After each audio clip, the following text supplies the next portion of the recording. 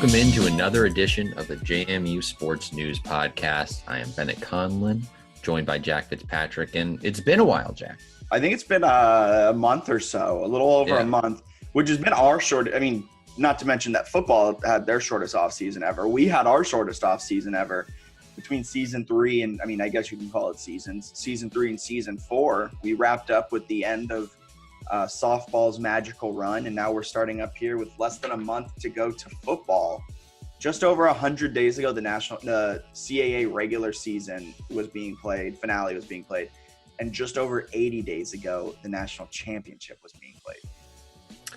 Yeah, what a weird season. I keep forgetting it was in the spring as I looked at this season. I just call it last season, and I forget that like their bodies were just going through it a couple months ago. So that'll be interesting to keep an eye on. Although they didn't play, and I feel like people keep kind of forgetting this, it's like JMU played 8 games, which feels very different than playing 14 games in the spring. Yeah. So Towson played none, so keep an eye out for that. Towson, they're going to be fresh. I wonder how it's going to impact them. I wonder if they're going to look rusty because they haven't played in over a year. I think that's what's going to happen too. But I also wonder if maybe week 4, when the attrition starts to come in, where these guys who only had 3 months off, they're starting to get a little bit more banged up, and Towson's a little bit more fresh. I wonder how that's going to play out. But then again, they're down their elite quarterback in Tom Flacco. They're down their actually elite running back Shane Simpson, who you saw play at UVA. So it'll be interesting to see how that all plays out. Yeah, they're a team to me, not to make this a Towson podcast, but I feel like they're one that's always frustrating, where I feel like they should really be spearheading the CAA as a good conference cause. And they always seem, even with some talent, to kind of like the one year they had that home playoff game against Duquesne, and they were up early in the rain and then blew it and lost in the first round, when that team should have been a quarterfinal caliber team. Remember when Villanova lost to Southeast Louisiana on that that Villanova team that could have won clearly they didn't have the talent because they lost to Southeastern Louisiana, but everyone thought they were a dark horse national championship contender and then get destroyed.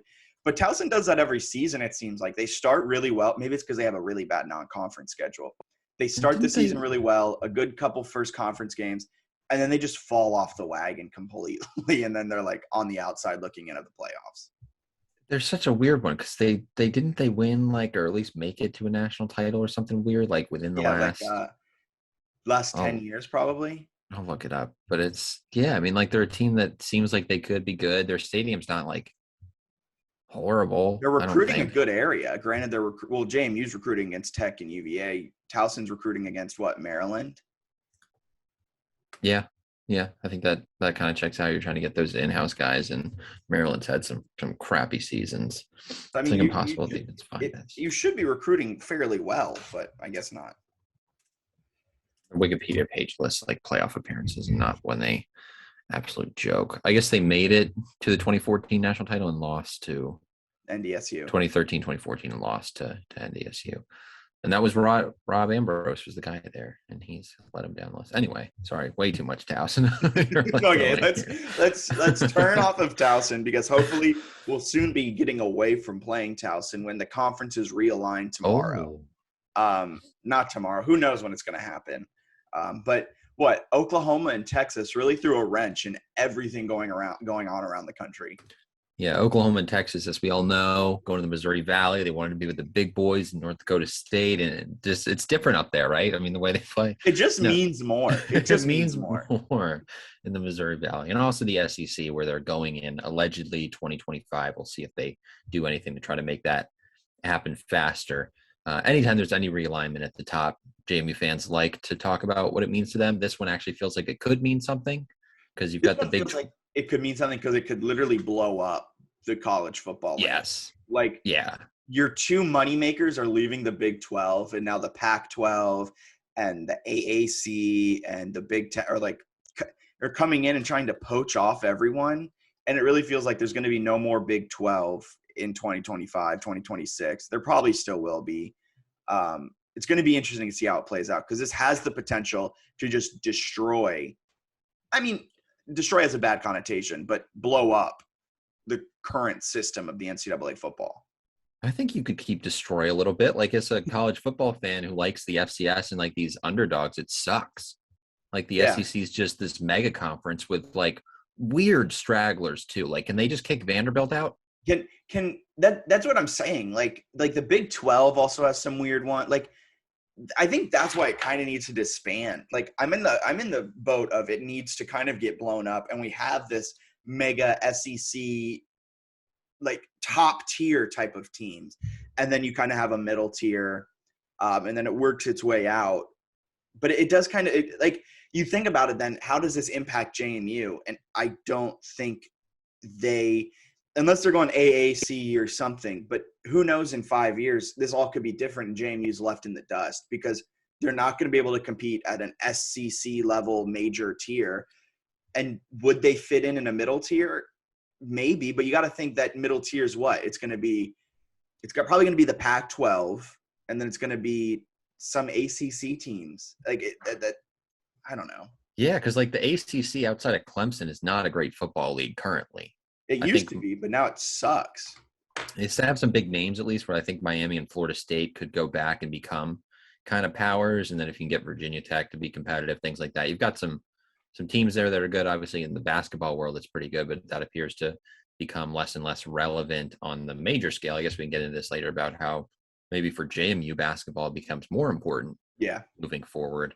I think for me with the football stuff though, and all the realignment, like the one thing that stands out is like the AAC, in my opinion, is completely off the table for JMU now, because the AAC seems like they're poaching or trying to poach Big 12 schools to become one of a Power 5 caliber brand, and JMU does not move the needle in that regard at all. I think AAC is either doing that or the AAC is just no longer going to exist.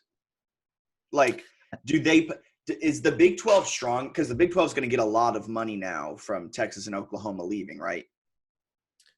I think the Big 12 is kind of screwed because like they have them leaving, which is horrible because those are the two mega brands. Yeah. So then if you're those 8 schools left, and if one of those leaves, I think you need at least 8 to get an auto bid for like basketball and that. So if they lose any more, I think I don't know the financials in terms of like the buyout or whatever Texas and Oklahoma have to give them, but it'll be interesting to see because I mean the Big 12 can now pivot and try and poach AAC schools. That's what. But also you could pivot and AAC, like it feels like now it's between the Big 12 and AAC. Who's going to poach whose teams?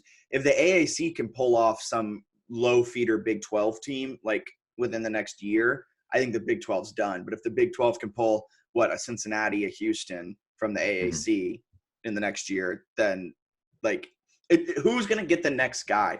And I think the Big 12 is in a better spot to get the next guy because they're still technically a Power 5 conference. I mean, that's really loose air quotes around it because when you're losing Oklahoma, Texas kind of sucks and they don't really add much. Like, I mean, they're on the up and up, but I don't know. It's going to be really AAC's benefit is that they've got that ESPN deal. Yeah. And the Big 12 and ESPN are like going to war over like they're alleging that ESPN is, it's like the SEC helping deal with the AAC, and is like colluding. Yeah. So I think that helps AAC where they've got that ESPN connection and they just have a ton of teams where like if they do happen to lose 2, they're not dead.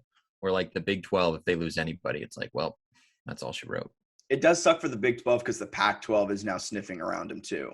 And the Big 10 could potentially, there at least have been rumors that like the Big 10 might try to grab some sort of Big 12 school. Kansas would obviously hurt the heck out of the football product.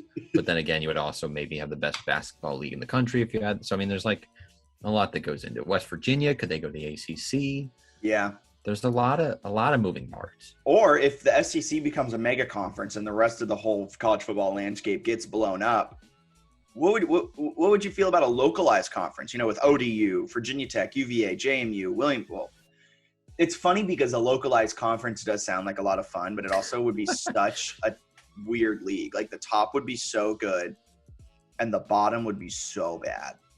It depends, I guess, on which like local schools you get. I wonder if you could do something that's like 10-ish with some, and I don't know what all the contracts are, but like you look at local, like Coastal Carolina's like not local, but they're the kind of like football school to be fun to be paired with. Yeah. Appalachian State would be fun, Old Dominion.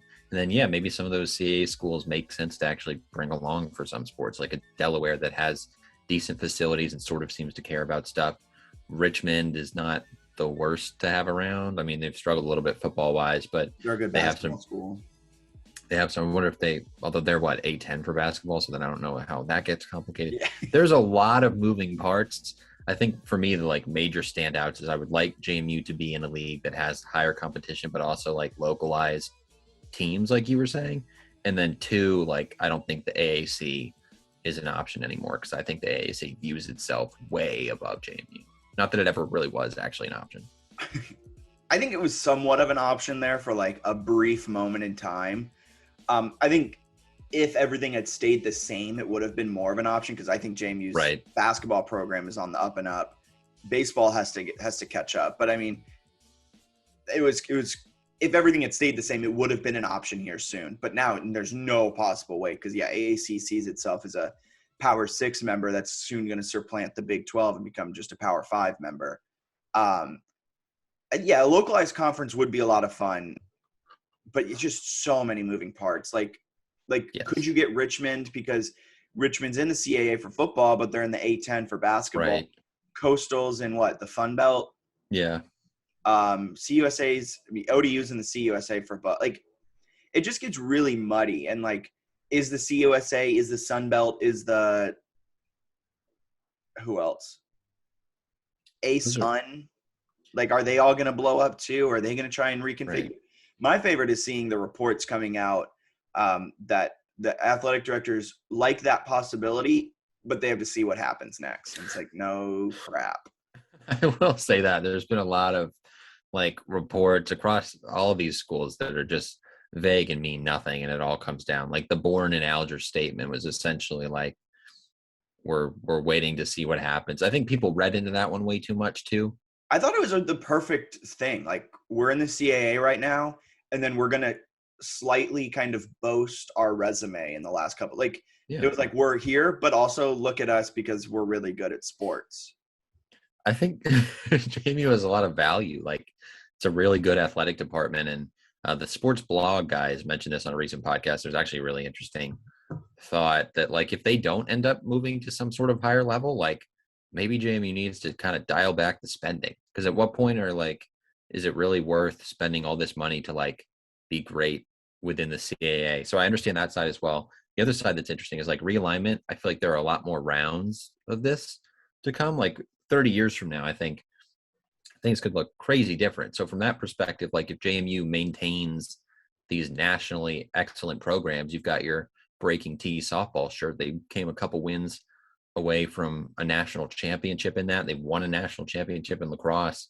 Like, I don't think it's crazy to think they could have a really impressive upward trajectory in the next few decades if they keep winning and find ways to just get on the field with the big boys, like in these sports. Yeah. And also, I mean, you have to look at it past just winning in the CAA. How does this help? I know this is like what everyone comes back to, and it's always the argument between spending on sports and not spending on sports. But how many students is it bringing in? What type of marketing value does it add to the university?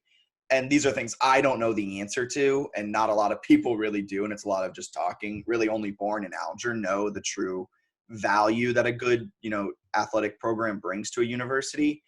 But I mean, that's also a fair point. Can you dial it back and still be the best in the CAA? Yeah, you could dial it back probably a few million and like still be the best in the CAA. But like you said, I think the fact that there's always a chance at realignment and there's always a chance at things moving and shaking, and JMU isn't content in the CAA. Like you can just tell they don't want to be here.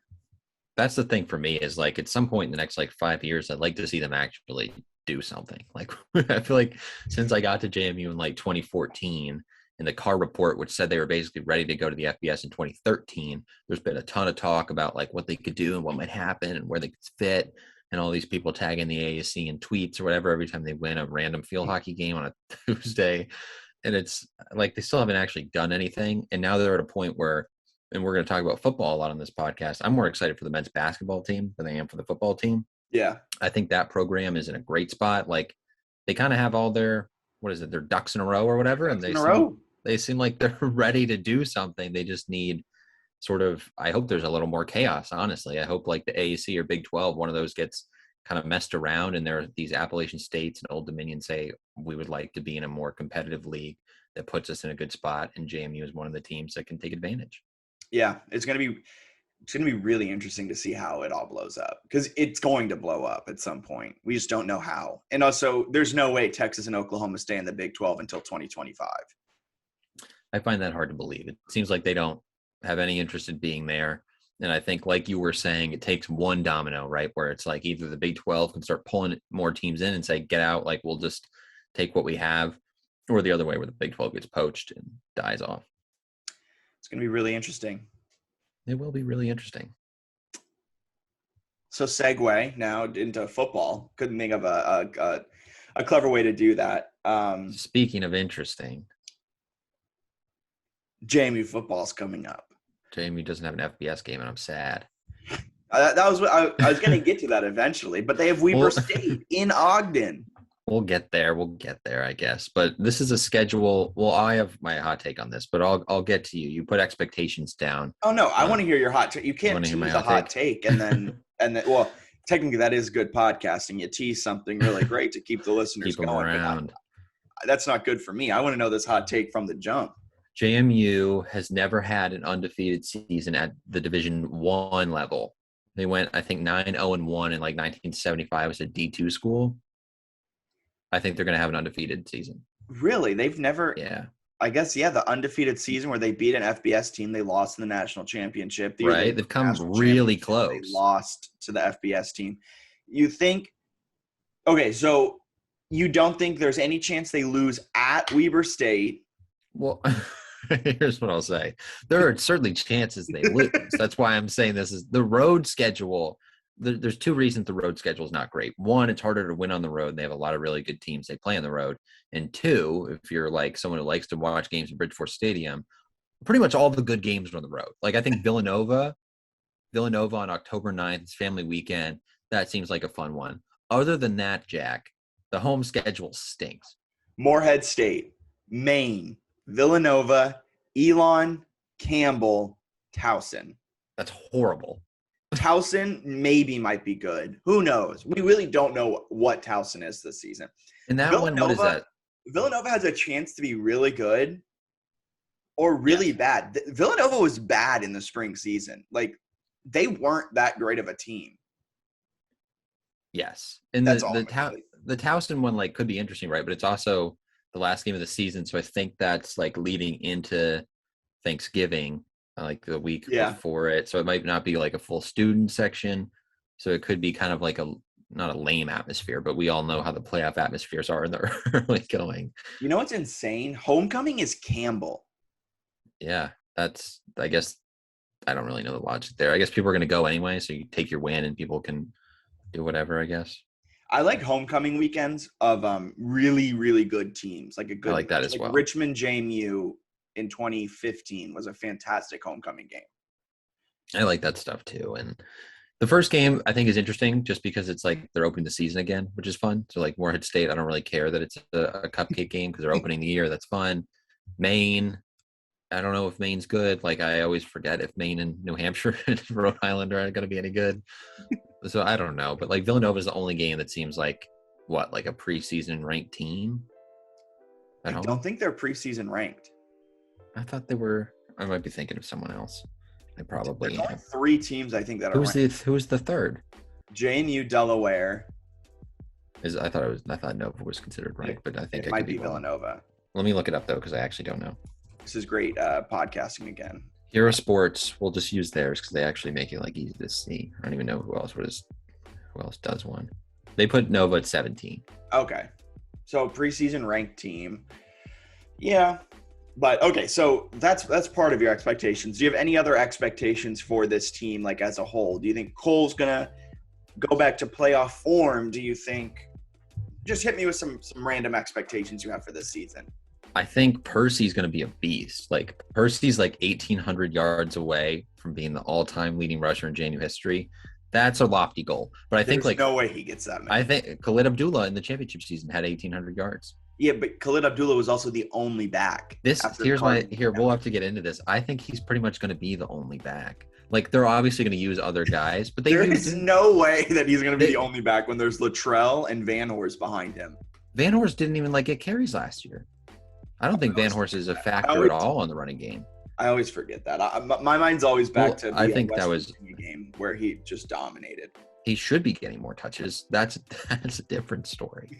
I think Percy's going to have a huge year. I think Cole's going to be really solid. I think the receivers are going to be good. I think I'm most excited for the defensive line. The defensive line is gross. Yeah, I wrote about that in the power rankings, that arguably the best defensive line from last season in JMU, in all of the FCS, who was banged up, who was down like 4 starters, now returns those starters, and they also have a second line. Like, it's going to be insane. They could rotate each drive with a different defensive line that's just as good as the other one. Yeah, they got the Towson transfer, who's really experienced in the middle. They moved Mike Green back to defensive tackle. He's an NFL prospect, at least in some regards, maybe an undrafted guy, but still really, really good. So, I mean, they've got some options, and still pretty fascinating to me that you're sleeping on Carton Johnson and Trey Sharp like they weren't good backups in 2016. Oh, that's it. Damn, you got me there. I will say, looking at the roster, there is a possible chance that Percy's the main back, because I think he's going to get a ton of carries. Because there's only Van Horst and Palmer and Kaylon Black. And then they were all solid, but not great. Well, Latrell Palmer's great. Don't get me wrong, but Latrell Palmer I love. Because Hamilton left. Yeah, Hamilton left, which was weird. But they added Lorenzo Bryant Jr. he's played like 65 seasons of college football, right? He's a redshirt senior, so this is probably his 7th season. Something insane, yeah. So running back, I think he's got a chance, because last year he ran for over 100 yards a game. So if they do it, they've got 11 regular season. They win the national title before. It'd be 15 games, run for 100 yards a game. You're at 1,500. So he can push it. I think it's like he can do it, and he's probably going to get 20 touches a game. Like he's going to get run, and I think if we're talking touchdowns, I think that might not be as likely of a story. Like if he needed, say, 20 touchdowns to get it, I think Latrell might be kind of the goal line guy. But yardage wise, I think Percy's a touchdown machine. Why are you so down on Latrell? Because they didn't get reps last year. It was also the weirdest season in the world. I'm reading into it. I feel like Percy's going to get an absurd number of carries. I could be wrong. But even at the goal, Percy had what did he have? I'm looking it up, but I think he had 8 rushing touchdowns last year. That's Palmer not a lot. had 2. Palmer had 2 in 7 games. Oh, I always forget. Did he miss a game? What happened? Oh, he must have had COVID, that weird game. Yeah. That William and Mary game he didn't play. I forgot that game. Yeah, because that was when Kaylon Black ran for 140 yards, and everyone was like, "Who's this kid?" I think they're going to get those guys some reps, but Percy, he's I want to say he's 12 touchdowns away from tying the touchdown record. He only needs 4 to go into second place. So I think he's going to get that, because he had 12 plus rushing touchdowns in 2019. So I feel good that he'll hit touchdowns. He might even hit yards, man. He's going to have a huge year. That's my expectation, is that he rushes for 2,000 yards and 35 touchdowns. Okay. Do you think he wins CAA Player of the Year, or do you think he wins FCS Player of the Year? I think he can win the CAA one, in part because he's the preseason pick. Yeah. And I feel like voters are somewhat lazy. And if he has really good stats and he was the preseason and they win the league, I don't think Cole's winning it. Yeah. So maybe. Great answer. Fantastic. If he rushes for 1,800 yards, like I'm saying, he would have to win it. So I'll say yes. Can you imagine he rushes for 2,000 yards and 20 touchdowns, and they give it to some random Rhode Island guy playing quarterback? The undercuffler maybe at Albany. Yeah, they give it to the undercuffler after he throws for 1,000 yards and 20 touchdowns and 20 picks. My expectations, I think Cole Johnson is going to play playoff Cole. Wow. And just have a swagger about him. And I think they're going to air it out a little bit more. I think they're going to trust the offense with Cole. I think with Antoine, we'll get to Antoine Wells next, because that's kind of a contentious topic between the two of us. Not really that contentious. We just have kind of different opinions on it. I'm too high on everyone on the roster. Is what is you actually are very high on everyone. But I think with like Scott Bracey being now with the program for a little bit, he's a huge target. He's going to be a good red zone guy, I think. Chris Thornton showed flashes of just pure speed, get it to him on a slant. I think there's going to be a lot of growth in the passing attack. And I think Cole's going to be the leader of it. And I think we're going to see the Cole that we saw for the beginning of the playoffs and we saw for the first half of the Sam Houston State game. Yeah, granted, it wasn't his fault that the Sam Houston State came back. That was just a weird thing that happened. We don't talk about that anymore. No, that was insane.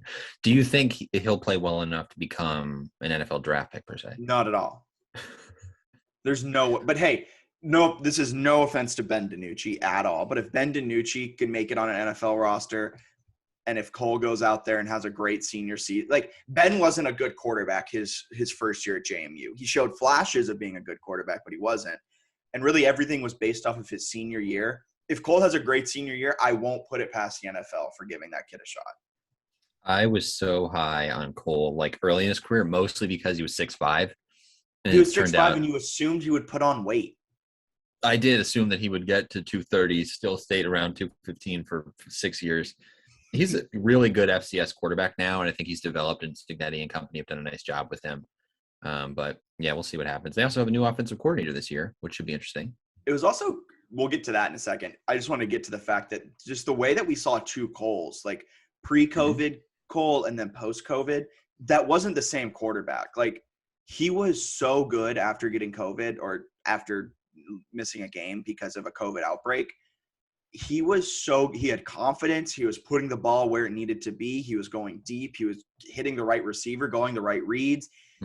It's going to be, I think that was something that wasn't talked about enough last season, his play in the playoffs. So I hope he kind of continues that this year.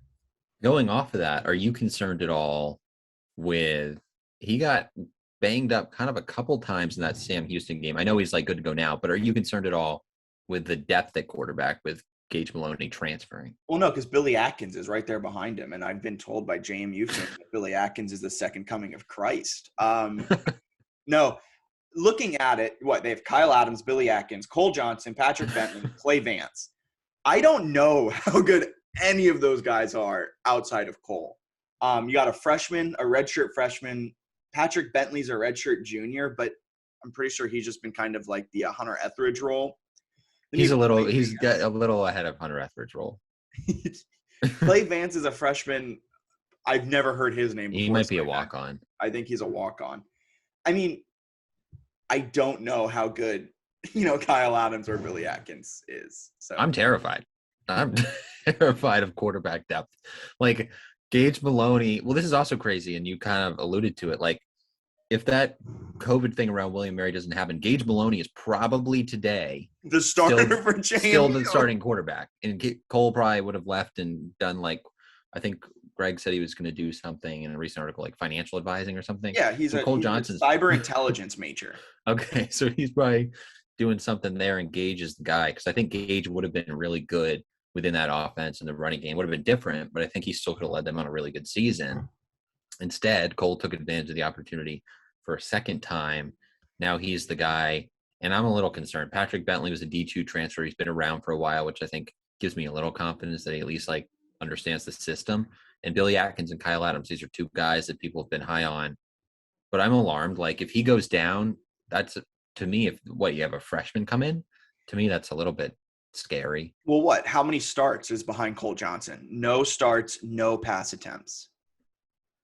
I think Kyle might have – did he throw a pass last year? He ran at least. He played in a game. Barely any game. 1 minute of game experience is behind Cole Johnson. That in and of itself is extreme. He has one pass attempt and one carry, but it went for 19 yards. So he's ready to go. I hate you. But to your point, there's no experience behind him. As much as JMU fans can hype up Billy Atkins and Kyle Adams, and we're so hyped when they signed, we don't know. In the FCS, let me take that back. The FCS is not going to be good this year. The FCS is never really that good. I think the top 5 to 10 though is decent. I think there are some good teams in there. I think the Montanas, both those will be competitive. Delaware has a chance to be good. I think both North Dakota State and South Dakota State are going to be good. I think Sam Houston's going to be really, really good again. Yeah, I do too. They bring back everyone. Right. And you're saying the FCS isn't a great conference. We don't love the FCS because it's high quality football week in and week out. We love it because JMU plays in it and it makes for fun storylines and it's fun watching it. You go as far as your quarterback goes in the FCS. If you have a great quarterback, you're winning the national championship. Like, you have a great coach and a great quarterback, you're probably going to win the national championship. And if Cole goes down, I don't think there's a great quarterback behind him. At this point, they can become great, but they're not great as of what? August 10th, 11th? Yes. If you gave Weber State like a Brian Shore or a Ben DiNucci, like I think they might have a national championship at this point. Like that's or Vadley. So Vadley especially. So many of these teams, even you look at like Delaware, like they're pretty good overall, and the quarterback position's like decent, and the better it gets, the better they become. But it's all about like, don't talk down on Nolan Henderson. He's made them a lot better for sure, right? He makes them a national championship contender. He's an FCS great quarterback. I will stand by this. I'm going on the record in our preseason CAA and our preseason JMU Sports News Podcast. Delaware is a national championship contender. I don't think they'll win it, but I think they're a solid team, and Henderson helps them. Fair. But then you look at like the reason North Dakota State is really good is because they're a complete football team. But let's not pretend that they haven't had like two. What are they? Both like top 5 NFL. I don't know where Lance went, but I think they were top 5, right? Lance was 3, Wentz was 2, and then let's not forget about Easton Stick was in there, who's on a NFL team for multiple seasons. Yeah, so like they've had NFL quarterbacks, which has been a massive thing for them being really good. And South Dakota State's had some decent players, but I think you can argue that's maybe the position that's held them back a little bit, especially getting over the hump against North Dakota State. They don't have those same stud QBs. But now they have Gronowski or whatever his name, Mark Gronowski, something like that, who was a really good player last season, got injured, I think in the Sam Houston State game early on. Was a big reason why they lost. And then you look at Sam Houston. Eric Schmidt was really, really good for them. And obviously for them, I guess the big thing was kind of a defense that wasn't, soft. But once they got a tough defense and a good quarterback, they became good. So if they lose Cole Johnson, JMU, I become concerned because I think in the future, Billy Atkins or Kyle Adams could be really good. Yeah. But as a redshirt freshman or a freshman, do I think they're leading JMU to a title against these teams that I think are pretty good still? Probably not. Yeah, I agree. I mean, the CAA is really top heavy too this season. Really bad middle down. Normally it's middle to bottom of the CAA is like pretty solid. Right. And they beat up each other. But this year it's top heavy. And as I was doing the power rankings, from 6 down, really from like 5 down, they're not that good. At least they didn't have good showings in 2021 spring. So, and I think Gage coming in could have still led them to a national championship. So I guess that's why I mentioned that, is I think there is now a drop off, I think, at backup. Yeah, Gage could have come in after a week of prep. They would have had a different offensive scheme, but I think that offensive scheme would have still taken them to or gotten them as close as Cole did. Again, that game wasn't on Cole. That was on just weird happenstance things and special teams, but magic, perhaps. Magic. Dark magic. Yep. Exactly. Like Casey Keeler and company. But if we stick with the offense, we mentioned Antoine Wells, a stud freshman wide receiver last year. Fantastic. In receptions, receiving yards, touchdowns. He's a star. Do you think that maybe people are hyping up a little too much? So you kind of poked holes in this argument all day yesterday as we were texting about it, but I still, with its flaws, I still kind of stand by it. And I'm pulling up the stats. He did lead the team last season in reception yards, in receptions, in average per catch, in touchdown. He was the best receiver on the team last season. And he played a full season. That was really good. I think hyping him up off of the playoffs, though, just the playoffs, which I see a lot of people doing, I'm a little bit hesitant to kind of go full in. And also, last season was weird, and I'm hesitant to kind of make to put that out to a full season. I'm hesitant to say that he is going to be the next great JMU wide receiver. Do I want him to be? Do I think he will be? Yes. Do I think he is currently, as of August 11th? I think he has all the potential in the world. I'm just not ready to crown him yet. Let me crown him. I'll crown him.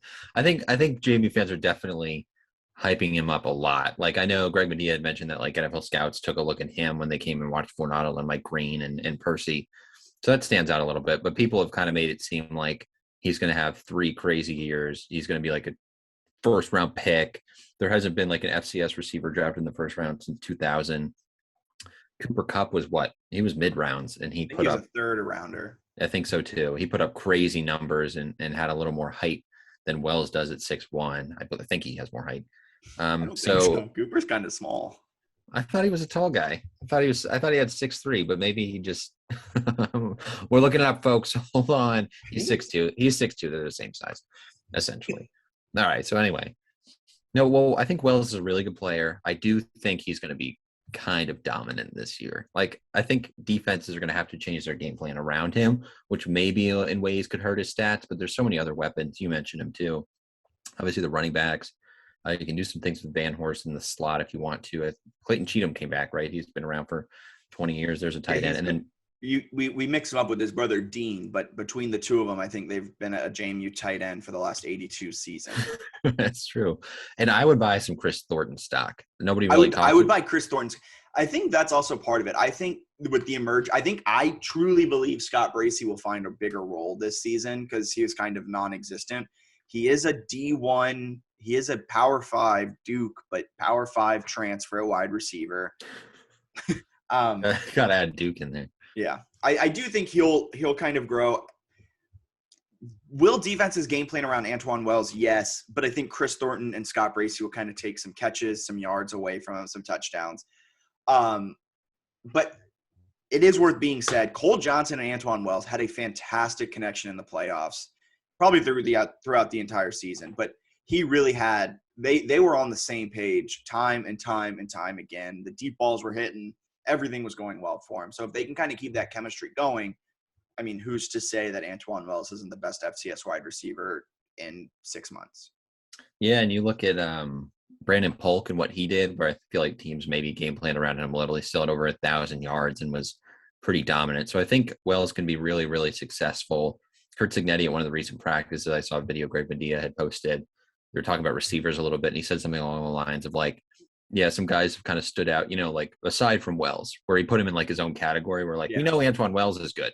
Some other guys are kind of stepping up. So I think he's got a chance to just go off this year. I'm very excited to watch him and Percy. And yeah, I mean, I'm giving people too many stats. How many yards can you really have if Percy's rushing for, 1,800? And it sounds like you're giving the JMU offense about 20,000 total yards of offense this upcoming season. I think the offense is going to be significantly more dominant than last year. They were at 33 points a game last year. I think they'll be at 40 plus. Well, let's also say that 33 is a little bloated because of the Morehead State game. They were not a 33 points per game offense. Toward the end, they were basically a 30-point, but early in the year, yeah, they sucked. They were lethargic. They were terrible to start the season, but yeah. Yes, you're right. And then the issue is that they could score more in some of these games. Like the Richmond win, the 23-6 one was kind of we're up. Let's just keep doing what we're doing. I hope they're a little more aggressive this year. I think they will be because I think the confidence in Cole is a lot higher. Yeah, and I think the confidence in the defense too. Mm-hmm.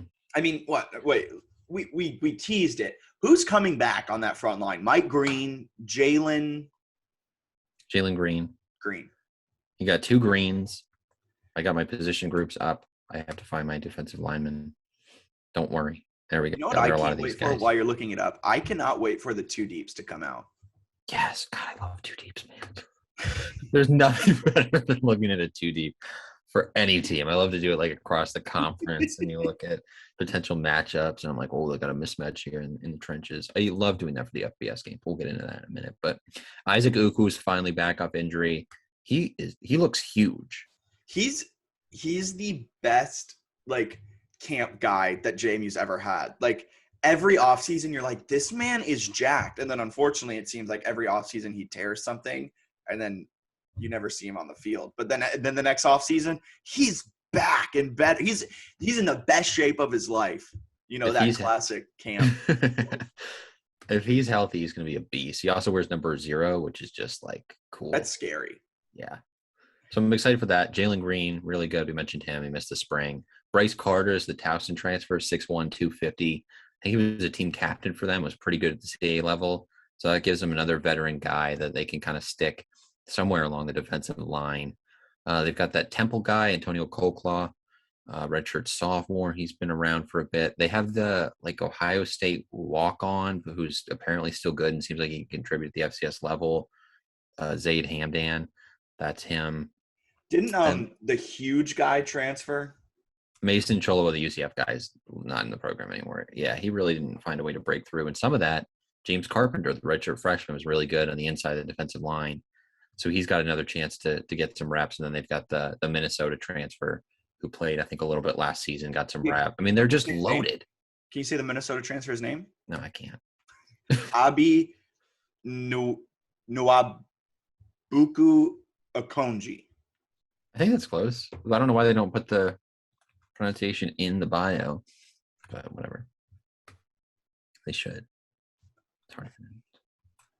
But yeah, I mean, like, he's a good player who I think got a little bit of he had 2.5 tackles for loss, a couple of sacks last year. Like, they're just loaded up front. Yeah, I mean, you look at it. You look at the defensive line, which spans 1, 2, 3, 4, 4.5 lines on the JMU website, but almost everyone in there can start. Yeah, I mean, they've got so many. I mean, Mike Green's the obvious starter, and I don't know who else is Uku going to start on the edge? Could Jalen Green be on the edge? Where does Bryce Carter fit? Jalen Green, 6'2", 241. I feel like he's more of an interior guy, but I mean, to bring it back to this 240, he's a little guy. Well, granted, the biggest guy they have on the line is 260. That's not. No. What are you looking at? Never mind. I didn't scroll down enough. Leave me alone. Well, Green's 282 in the middle, and then Carpenter's 275, but he feels bigger than that. Yeah, I think Green will probably be edge. Sorry about that. I'll retract everything I said in the last 5 minutes. But then, in a passing down, would you want to, could you stick both Greens somewhere in the middle and have them, gonna go crazy with that on a pass rush situation? Maybe he's still on the edge, but you move someone else in the middle. I don't know. We're going to compare this to the Seahawks as I normally do. They have something called a NASCAR package. Oh. And it's just where they put all their speed guys. They just have the best speed rushers and they just put 5 of them out on the field at a time. And I feel like JMU has the depth to kind of do that, and they have the talent to do that. I feel like Kamara was also good last year. Yes. Okay. Redshirt freshman from Virginia, was arguably better than a bunch of the other guys. Started 6 games, only played 6 games, 4.5 tackles for loss and 3 sacks. They go 10 deep. I love your excitement for the defensive line. Well, I just don't think there's any team this is part of why I think they're going to go undefeated. Is you can rule out so many teams that they're playing in terms of the ability to even run the ball, and then you can factor in passing downs. They're probably going to get swarmed, that's really the only spot in my opinion you can really attack JMU. Is I still have secondary questions. I do too, but when the quarterback probably has 1 second to throw the ball, you don't need a great secondary. And the last 4 games of the season are trash. Elon Campbell, William Mary Towson. So they're going to cruise into the playoffs. Don't talk down on William and Mary. I think Hollis Mathis is going to have his breakout year this year. Picked to finish 11th in the league, which felt low to me. It does feel low. I think they're a little – I don't know if you're joking or not. I think they're a little bit better than that. No, 11 out of 12 seemed extremely low. But also I have cornerback questions. I don't have safety questions. Yes, you read MJ Hampton, Wayne Davis. Yeah, that's pretty good. Are pretty solid at that.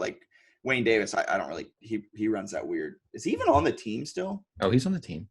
This is your Buck Buchanan Award winner. You're talking about your preseason pick, and you don't even give him the respect of being on the team. That's sometimes I forget who.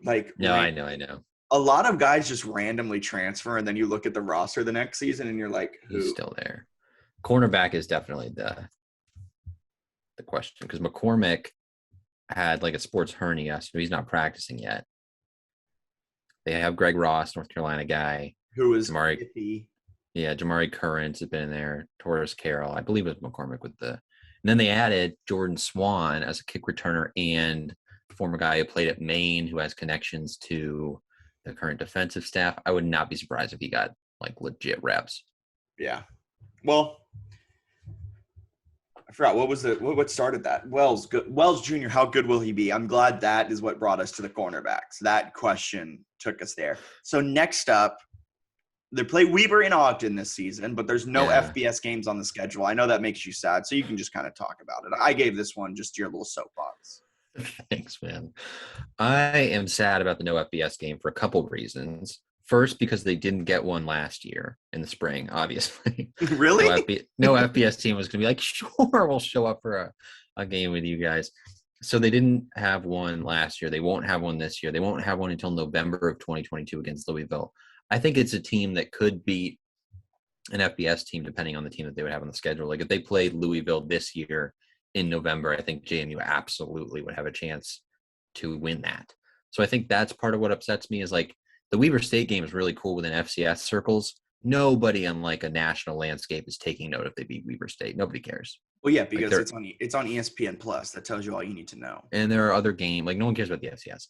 So that's why I want them to have that opportunity to like be relevant for a minute, but it won't happen. The other thing is like I think the NC State game in 2018, they had chances. They shouldn't have won that game. Like NC State was a better team. They had Ryan Finley and like they were a decent team.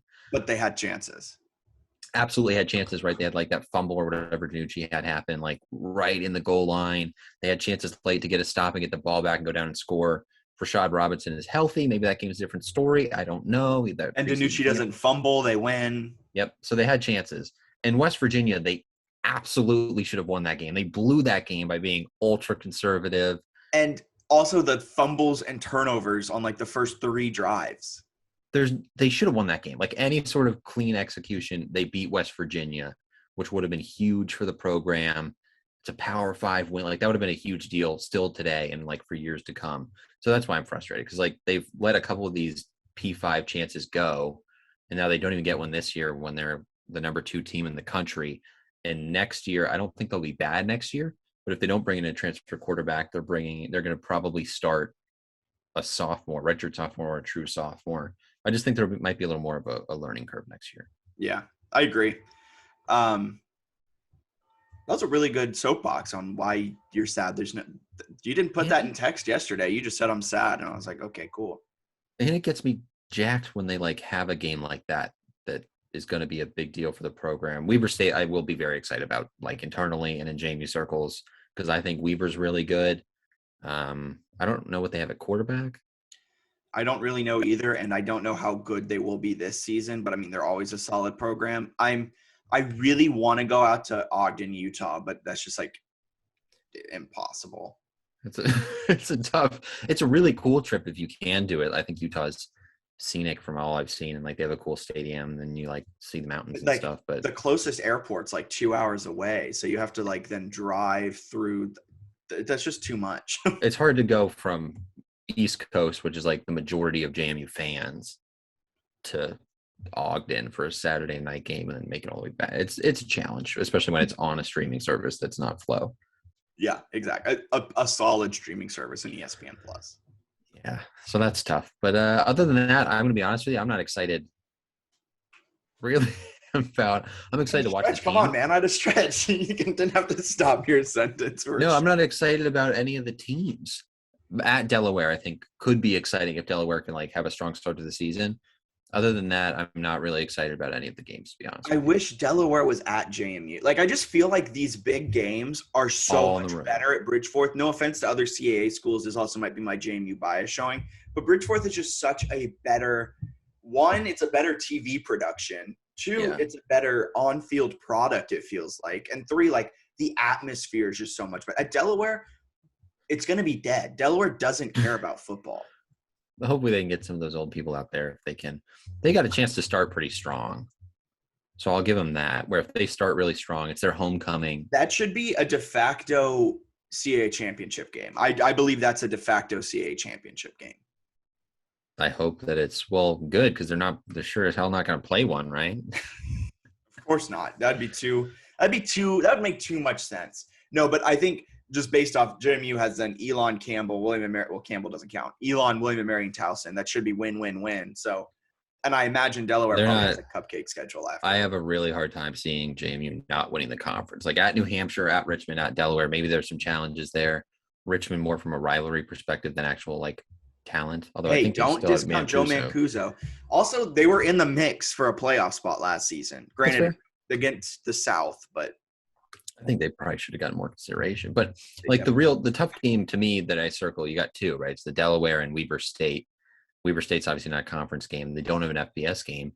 They're going to win a lot of games. I think they're pretty much a lock for an at-large, and then it's just a matter of whether they can lock up like a top 4 seed, and I think they will because they're going to go undefeated. Well, I mean, we thought that last season too, and they were still a top 4 seed. The committee's stupid. They should have been a 1 or 2 seed. Yeah, you want to be a 1 or 2 seed if you can.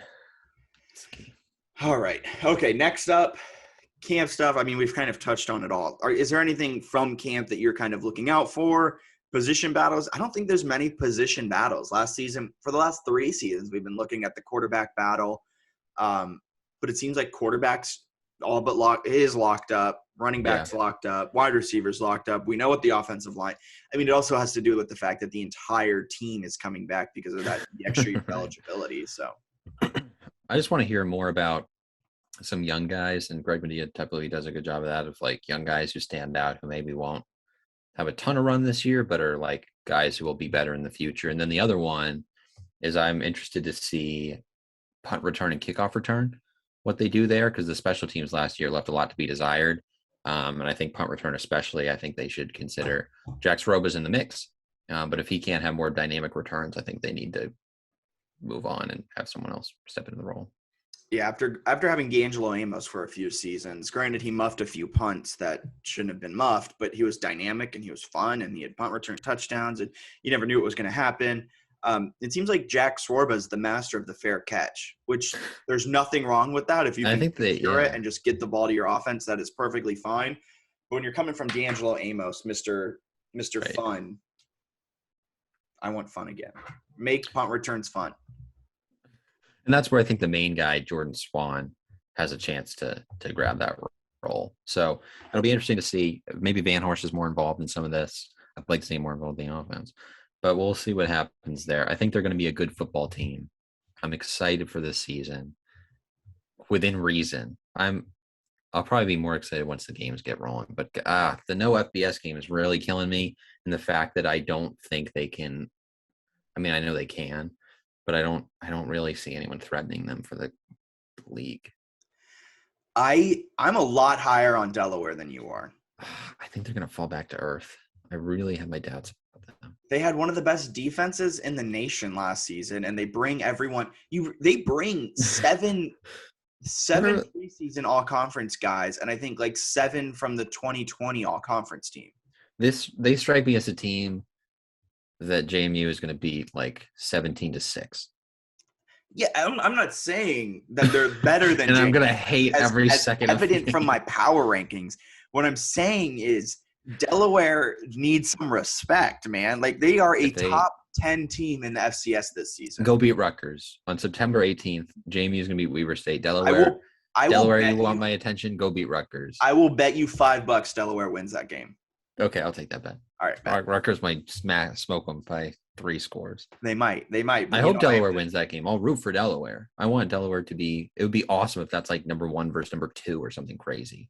I think Nolan Henderson is a FCS quarterback that can win you a national championship. I think they have a national championship caliber defense. This sounds like last year. Remember when I was so high on Delaware last year and Sam Houston State too? And I would say you were. Oh yeah, all right. What are you, a genius now? I'm pretty good at this stuff. I am. Yeah, you shout out Josh Criswell. He was a guest last season before the Sam Houston State game. He's now the beat writer for Wyoming. And it makes me really sad because he was how I got all of my Sam Houston State information. He was awesome. Yeah. And you were pretty spot on with your takes last year. You had some good FCS knowledge, I won't lie to you. Thanks, man.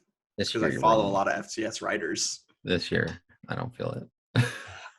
Delaware is going to be good. Here, let's wrap it up with a quick plug for my power rankings because why not just plug this? And this is good. This is good talk for the last bit of this podcast. All right, JMU 1. Do you agree? Yes. Delaware, Richmond, Villanova make up the top 4. You're high on Richmond, aren't you? I'm very high on Richmond. They burned me the last couple of seasons. I think with Rhode Island. Joe Mancuso's back for his 18th season. They just stink. Yeah, they could be good. But I think Richmond will be solid. Richmond's is in a spot though that I would drop them in a heartbeat. Like if they lose in bad fashion week 1, they might go down to like 6 or 7. Sure. Rhode Island 5. I'm really high on Rhode Island. I think they're good. Kasem Hill, not to be confused with Taysom Hill. I already did it. Taysom Hill is going to be a good quarterback. I have high hopes for him. He's a good runner. He's an all right passer. But I think he'll make Rhode Island fun to watch at least. Oh, I didn't realize Delaware had that lead running back. Yeah. They might be good. Oh man, I'm starting to get a little excited about them. They got a roster, don't they? I like how you didn't believe anything I was saying, and then you're like, "Oh, they might actually be good." That first playoff game is like burned into my mind, where they like barely beat Sacred Heart. That was disgusting. Hey, but where did they end up? Getting blown out of the building in the semifinals.